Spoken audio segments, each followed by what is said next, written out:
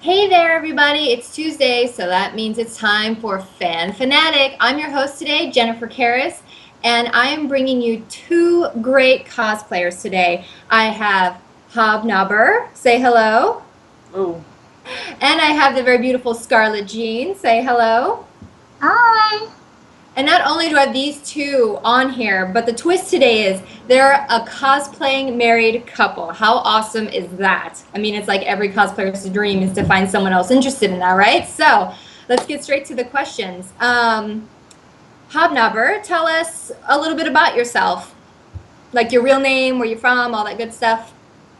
real name's William Smith, from South Carolina. Father of two boys and a stepdaughter. Um, Work in the IT field. Been attending conventions such as Dragon Con since 2000 and I think 2000, even 2000, 2001. Very cool. Uh, And Scarlett Jean, tell us a little about yourself. Obviously also in South Carolina. I've been going to conventions since 2009, and I also work in IT. We work at the same company, so that's pretty cool. And then have the shared interest in the cosplay and conventions. Very cool. So did you meet each other at work or did you meet each other at a convention? Neither, actually. We met each other online, and then he invited me to go to a convention with him, and I had never gone before, and I fell in love as soon as we went. So we kind of went that way together, but we didn't meet through it. Oh, very cool. Alrighty, so I have to ask you, Hobnobber, how did you come up with your cosplay name? well, Jennifer, after her first Dragon Con, really got into cosplaying, and so I was just sort of hanging around her and other cosplayers. So I just said I was hobnobbing and decided to take that name before anybody else took it. Not that anybody else uses hobnobber nowadays, but No, it's definitely a unique name. And for some of our fans, can you just explain what hobnobbing means? hanging around with, hanging out, associating with, just being in that type of circle. Okay, and Scarlett Jean, since your name is Jennifer, how did you come up with your cosplay name? Well, because I have the red genetics, so it's the Scarlet gene for the red hair. And your accent is perfect. I love it. Okay, Thank you. so Hobnobber, when did you discover cosplay? Probably my second year at Dragon Con, I think it was 2001. Went first year 2000. The only thing I did was wear, geeky t-shirts and just kind of felt I didn't feel out of place as there were people not dressed up and dressed up, but just fascinated by how many costumes there were. Just knew I had to do something in the following year. So, That's cool. So you would say you were cosplaying since about what 2002? somewhere around there, yes. Okay. And how about you, Scarlett? Well, I started at Dragon Con 2009, where he invited me. I entered the Dawn lookalike contest they used to have at Dragon Con, and that was where it really started for me. Whenever I was asking him about the convention and what it's like and what do they do there, and he told me, they have this lookalike contest, Joseph Michael Litzner's Dawn, and you kind of look like her, so you should check it out and maybe enter. And I looked up pictures of her and said, oh my God, I do look like her, I'm going to do it. So that was where it all started. And whenever I went to the convention and saw the costumes of all the other cosplayers, I was blown away, and I knew that I had to top it next year, and that was it just grew from there. So did you win? I did not, but I was told afterwards that I came close. Oh, that's good. Well, that's always encouraging. It's always nice to kind of get that feedback from judges of like what you need to work. Sometimes they don't tell you that stuff, and you're like, "Wow." So, how long have you two been married? We've been married almost a year and a half, but we've been a couple and going to the conventions together for 5 years. Very cool. And how many conventions do you think you both have attended? Hobnobber, how many things do you have you gone to? This past year was the most we've been to, and I think it was 4 this past year. 5. 5 this past year. Previous to that, it was once a year. Just going to Dragon Con every year. Okay, so you were kind of sticking local. Right. Yeah, I do it too. I can only really make the ones in LA. So, and same thing for you, Scarlett, or how many do you think you've attended? Yeah, at first we were just going to Dragon Con together, and then this year we've kind of branched out to the 5 different ones. And I'm kind of hoping to weasel my way into a new convention here and there. Maybe every year it goes somewhere different that we haven't gone. There's a lot of conventions, and a lot of them are really far away, so it makes it tough. But yeah, growing already. You guys should road trip it out. And do you guys have any kids? We do. Oh, and you said you have 2, 3? How many? He has 2 boys, and I have a girl. Oh, very nice. Okay, and do they know what you guys do? Do they know what cosplay is? Do they cosplay? Yes. They're trying to. I'm in the process of making my daughter a My Little Pony cosplay now, and she's really excited about it. It'll be the first costume I really made for her, but she's always liked dressing up, and I always bought her the little dress-up costumes from the store before really all this started to get big, so she's really excited about it. Very cool. That's awesome. So I guess you would say the couple that cosplays together stays together, right? Definitely. Okay, cool. All right, so let's talk about your cosplays. Hobnobber, how many costumes have you done so far? Off the top of my head, 6, 7. All right, and which one is your favorite? The most recent one has been my favorite. That was Commander Stargazer from Silverhawk, an 80s cartoon. And that one took the most work, multiple months of working on it. So every other costume I've done has been pieced together, never really hands-on made. So this one was outside my comfort zone, and I think it turned out really nice. Yeah, I've seen the pictures on your Facebook, and it turned out great. Like, I didn't even realize you had hair, to be honest. I thought you shaved your head, but when I looked through the pictures, I saw that you made a bald cap. Is that correct, with the attachment piece to his face? I did a bald cap to do the plastering, but I did have my head shaved for the entire time I wore the costume. Oh, you did? Well, that's really cool. And Scarlett, how many cosplays do you have? I think I've actually made 4 or 5, just from beginning to end. And I've got 2 in process right now, and not counting my daughters that I'm working on. So. Which one is your favorite you've done? I've seen a couple on your Facebook page. They look really good. Thank you. I think my favorite one is always the most recent one I've done, because they seem to get more complicated and a little better each time, I guess, with practice. And so Lorelei right now I think is my favorite, because I put the most time and craftsmanship into it, and made the pieces with the warbler, and actually made the dress from scratch just from fabric, and I didn't buy any pieces to go with it at all. I mean, I made the earrings and everything, so that was my most work I think I put into a cosplay. And how long did that take you to make from start to finish? It's kind of hard to say, because I would work on it just here and there, random times. But I think all year I might, come up with ideas or shop for pieces and maybe put a little bit of it together. And then those 2 weeks before the convention, so, oh my God, and it's time. So I take it, since you're a little bit more relaxed in the cosplaying, because obviously a lot of girls, they have deadlines, they go to multiple ones, so they're always sewing.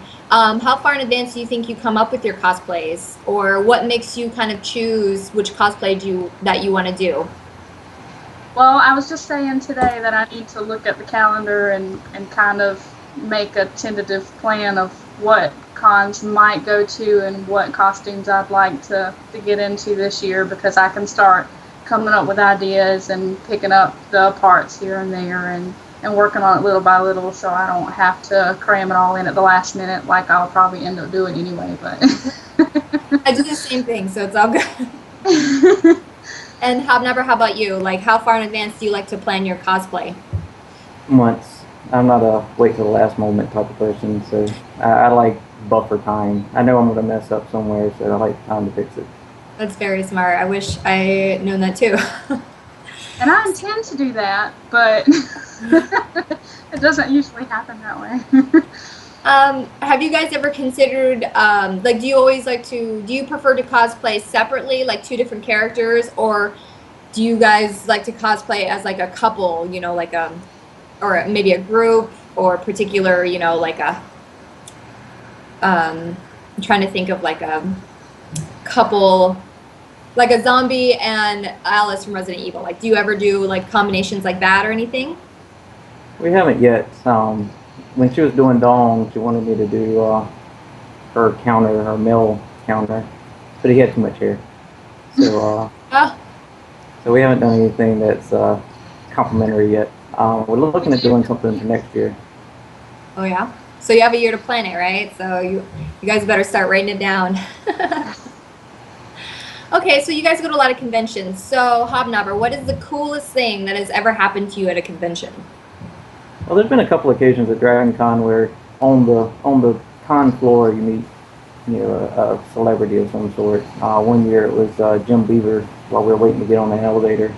One year bumped into a gentleman from, his name escapes me, played in Babylon 5 as one of the main characters. So it's the best place if you want to actually be on the same par with actors and stuff. DragonCon is the best, and it's a lot of situations like that. If you get ever on the forums, there's tons of people talking about when they bumped into Christopher Judge here or another actor here. So those have always been the cool moments. So for you, it's more of a chance to meet like people that you watch on TV, people that you like, characters you like. That would probably be the best. Right, and acting, you know, everyday average people. So. Yeah, they're really cool. You know, being in LA, we run into them all the time. Some of them are mean, some of them are really nice, but and Jim Beaver, Supernatural? Yes. Okay, great. I love him. I love the show. So, and for you, Scarlett, what's the best thing that has happened to you at a convention, or what's your most favorite thing about the conventions and stuff? I don't know. I love everything about it. Hanging out with other cosplayers and seeing awesome costumes, being in the contests have been fun, and you know, you get all that stage fright and the excitement, and you get to go up there in front of the audience and you know, get your hopes up. Yeah. That's always fun. And Dragon Con is our favorite convention, and that's basically a 4-day party. It's nonstop for the whole time you're there. So it's really great for us to, you know, run off and just be fun and not have any work or kids, or it's a big escape for us. Oh, that's nice. So you leave the kids at home and you guys go off and you cosplay together. Yes. That sounds awesome. So what's the worst thing that's ever happened at a convention? Costume fell apart, or you know, celebrity was being a brat? This past Dragon Con, my costume, Lorelai, the first day I put her on, she was falling apart on me. I had some pictures made and found out the seam on the side of my dress had split open, and so the next day I mended her up and put her back on, and she held together better. And I got some better pictures. So. Yeah, that's my worst fear too. Like I've had, you know, a couple, like I did a Yoko cosplay and I was just like so nervous.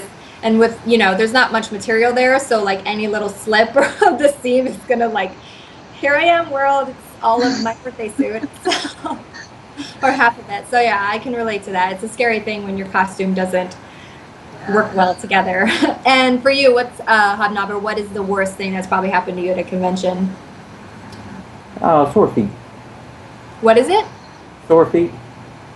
Constant walking, constant standing on your feet. Just the crowds and the people. Yeah. Yeah. I'm kind of the same way too. It's like you don't want to wait 20 minutes in line for the bathroom. So. Oh yeah. Yeah, we've missed lines before. No, we'll just go back to the room for a few minutes. Yeah. Do you guys get a hotel room? Do you guys stay there for the 4 days? Oh, that's great. That is like a nice little vacation, isn't it? So, being at the conventions, there's lots of comic books and cosplayers, video games, manga, animals, or stuffed animals, all that kind of stuff. What other things are you into? Like, do you have any other nerdy, geeky kind of like obsessions that, you know, you splurge at the conventions, read comic books, anything like that? Personally, just about a little bit of it all. I've been into comic books here and there. I've been into a few video games. Big sci-fi fan, Babylon 5, Star Trek, Star Wars, about anything I can watch. So whenever I go, I like to go meet the actors from favorite shows. I have a collection of Farscape action figures that I've gotten signed by each of the cast members. Comic books I was more into in the past than I am now, but I still really drawn to picking up a new one and getting into the whole series. Do you have like a favorite comic book series that either as a child or now that you're like, oh, a new one just came out, I have to, you know, read that one? Used to be Transformers. I was big into that. Collected the Transformers versus G.I. Joe and that whole series. I've also been into the Alien versus Predator comic book series. Okay. And Scarlett, same question. Do you have any other geeky, nerdy obsessions that you like to indulge in? I think my main geeky, nerdy thing is cosplay. I put the most money and effort and time into that than anything else. I do like Star Trek and Star Wars. I probably a little more Star Wars than Star Trek, but mainly Next Generation on the Star Trek.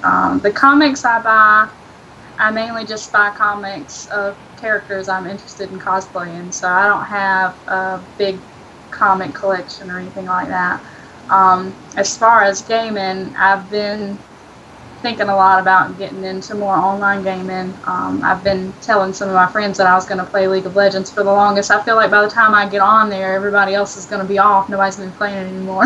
I feel a little late in the game for that. So I do the exact same thing. I'm like late to everything, whether it's TV shows, gaming, comic books. I'm like, oh, I just discovered this, and like that's been out for years. I'm like, doesn't matter. I like it now. But no, I play League of Legends, so don't worry about it. I got into World of Warcraft, but I started like way later than everyone else. So by the time I was playing World of Warcraft, everyone had kind of moved on to like the newer online games like League of Legends and all that. And I didn't even know that existed. I was still like a night elf somewhere. So it's when never I finally played League of Legends, we can play together.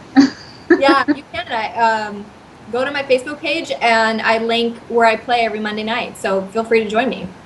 Oh. And for you, Hobnobber, since we're a gaming community here, do you have a favorite video game or online game that you like to play? Mine was the Legacy of Kain series.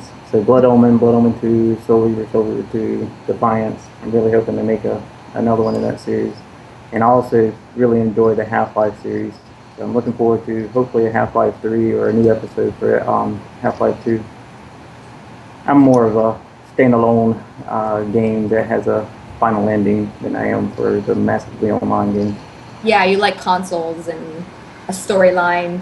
I like a storyline. I like playing out a storyline. Yes. Very cool. And I was told that you guys perhaps have props to show us that you've made and created. I do. I do. Okay. Feel free to go get them. Let's see if I can get this. This is the port for Matrix. Oh, very cool. So just kind of walk through like how you particularly made that, the materials, like just tell us everything about like how you go about making your props and all the really cool details of your costume. Well, this one I just saw it, saw a good picture of it one day on the online, and I just instantly knew how to make it. I just looked at it and said, that's the top of the aerosol can. So it went from there to cutting the can up and making this. It took like 45 minutes to an hour, and that was the first Matrix port. And then it was just trying to figure out how to make the ports on the arms, and that was snaps from Walmart. So so that is the top of a aerosol can?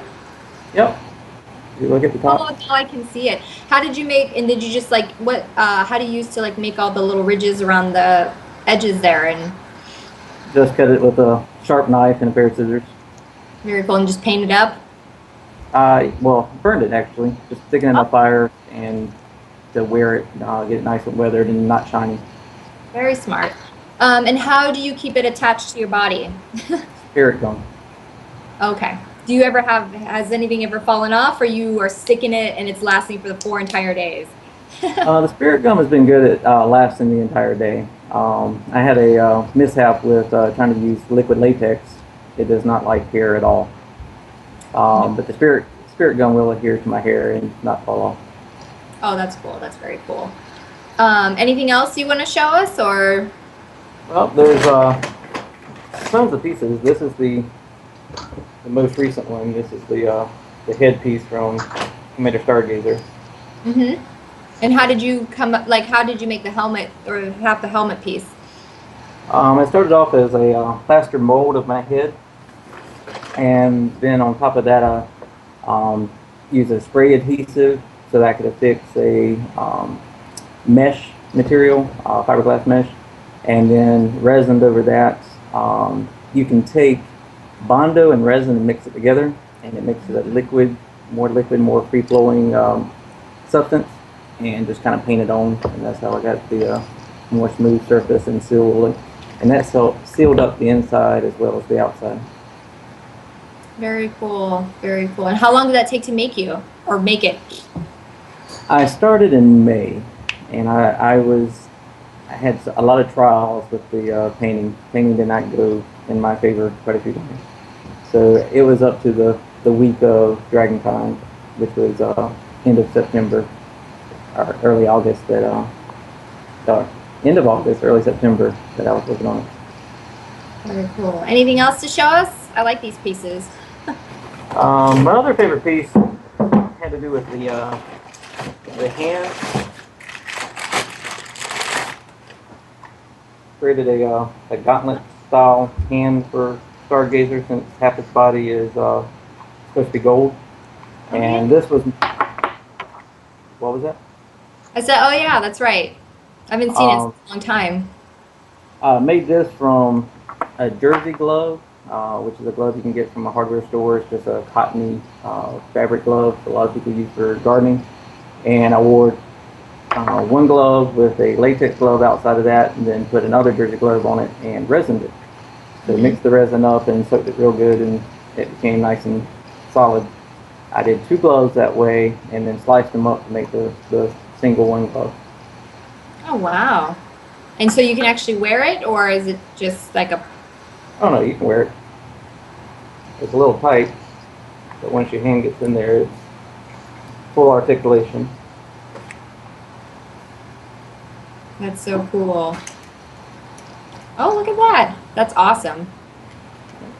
And how long did it take you to make that particular piece? I wish I kept up with time. I know it took, with steady work, probably 2 weeks. Most of that painting. Okay. And did you, were you always able to do this kind of stuff, or when you started cosplaying, did you just kind of I'm just gonna go for it and see what happens? Or did you know already, in school, were you always kind of crafty? How do you know how to make all this stuff? Looking online, various forums mentioned using the Rondo. That's where I came up with that. My brother suggested using fleece material and resining the fleece material, because people do that in sound systems, and that worked real well. I just took that idea and used it to the glove for making the glove part. Wow. Okay. Because I've been trying to make props too, and I'm terrible at it, so I always have to try and figure stuff out. And Scarlett, I know you said you were working with Worbla, which I am interested in using in the future. So can you tell us your kind of experience on how that was? Because I'm just as interested as everybody else. Well, here is the main piece for Lorelei. I'm trying to get it in front of the camera here. This is made of Worbla, and tassels glued to the bottom. Each one of these pieces is a separate piece. What I did was craft foam, cut the shape of craft foam, and then you lay the Worbla over it, and you heat the Worbla with a heat gun, and then you can mold it in around the foam, and it will stick to each other. The Worbla sticks to itself, so you can either, a lot of people will put foam in the middle and then put Worbla on both sides, and then trim the edges, which is what I did for some of the parts. And then later on, I realized some of the other parts that, you know, I could kind of just fold it around the back and let it touch itself in the back so that I wouldn't have to use as much to sandwich it between. And that works really well too. And I actually liked better the way that the edges turned out by doing that, because I can just kind of fold the edges over instead of cutting that sharp edge of the two sandwich pieces. So, and then, you know, I made all the separate pieces and put them together, and then, you know, I've got little things in here to put a belt through so I can hold it onto my body. Oh, that's very cool. And how long did that piece take to make? Putting the pieces together, you know, I would work on it here and there on the weekend. Maybe it took a week to put all the pieces together. And, you know, then I made the other pieces to go with it, like this bracelet and the cuff. I made some, and then all out of craft foam and Worbla? Yep. Now I have to ask, Worbla is expensive? It can be, yeah, because you can get a sheet of it. I was going to show you. I thought I had the rest of my roll over here, but I must have took it out to the garage. But you can get a pretty large sheet of it for $30, $40, depending on where you get it. There's only 2 places I know of so far where you can get it in the U.S. And I'm sure there's going to be more and more people selling it soon, but it's not the cheapest thing in the world. But what I found with the folding it over thing, I can save some. And I'm planning to use the rest of my roll for an upcoming cosplay. Ooh. Okay, well, with that in mind then, you said upcoming cosplays. Would you mind talking about any kind of upcoming future cosplays? Are you willing to talk about it at all? Well, right now I have a different take on Scarlet Witch in the works. It's almost finished. But for next year, I think my big ones so far are going to be Viola from Soul Calibur 5. I'm going to use the Worbla to make her claw. And then I'm also planning to make Melodia to go with his Stargazer for next Dragon Con.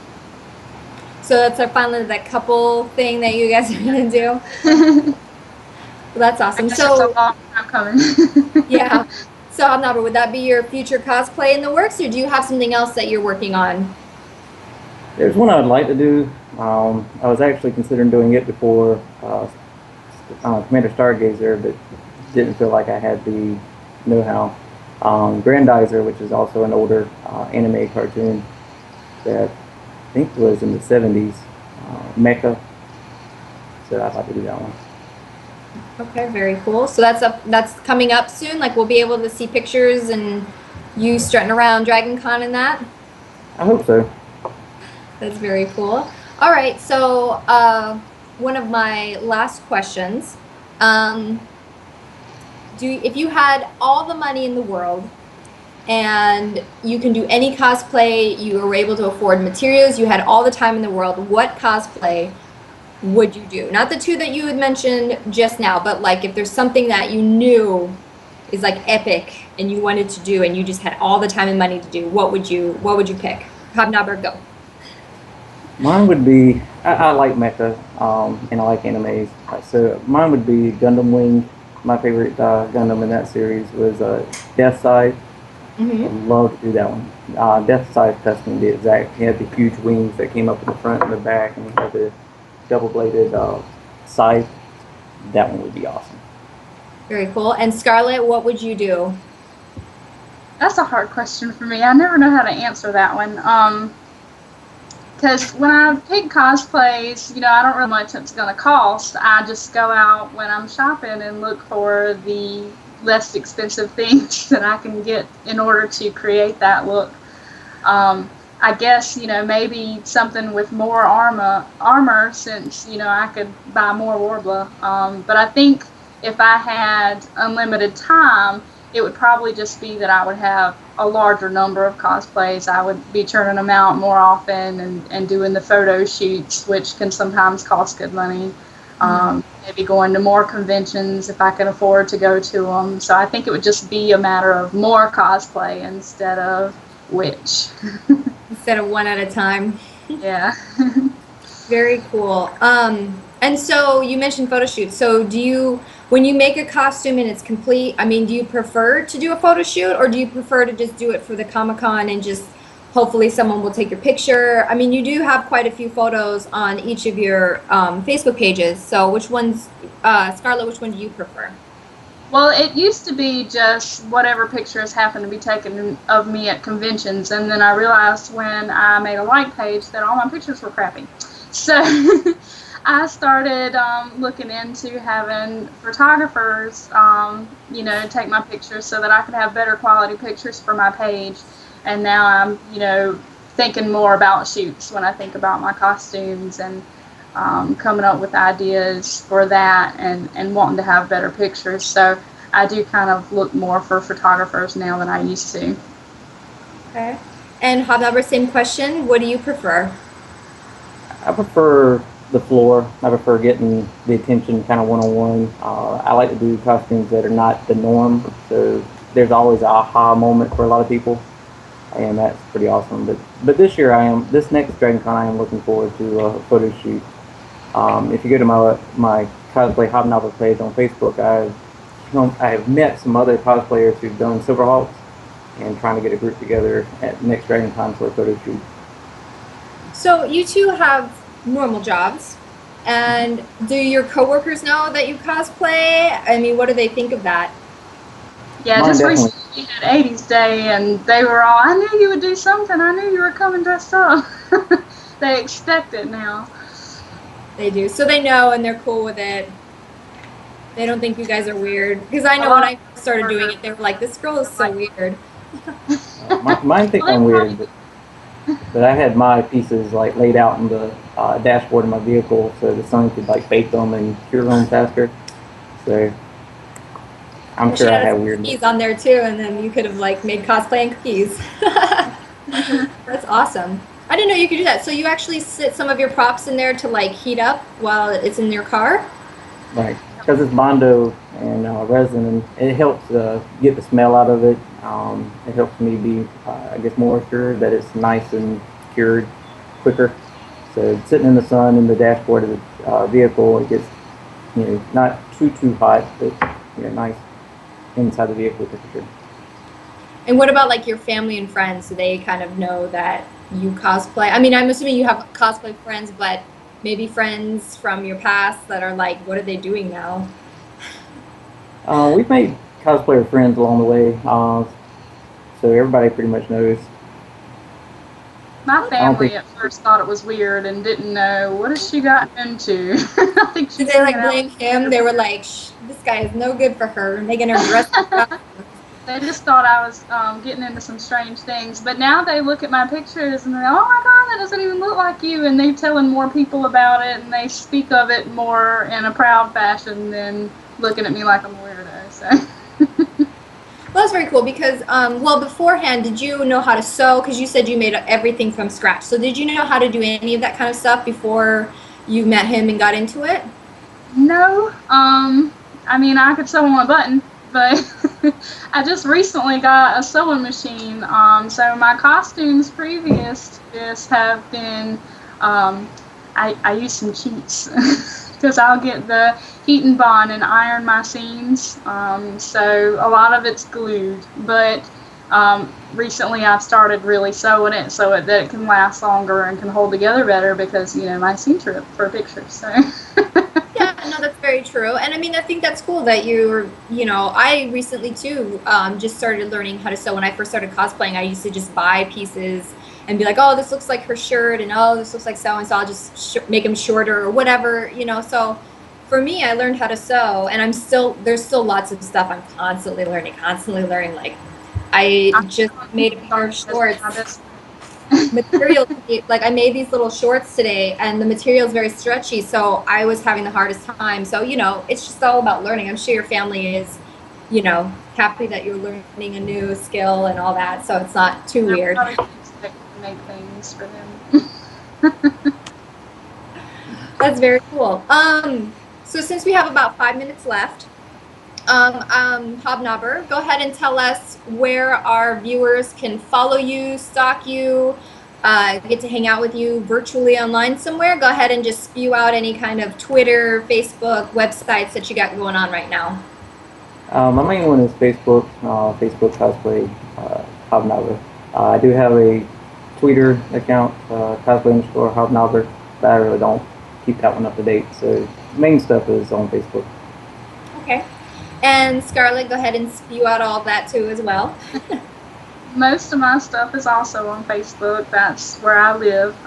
So it's, Scarlett Gene Cosplay. I also have @ScarlettGene on Twitter. And I have Scarlett Gene Cosplay at Gmail for any emails or bookings, and that's available as well.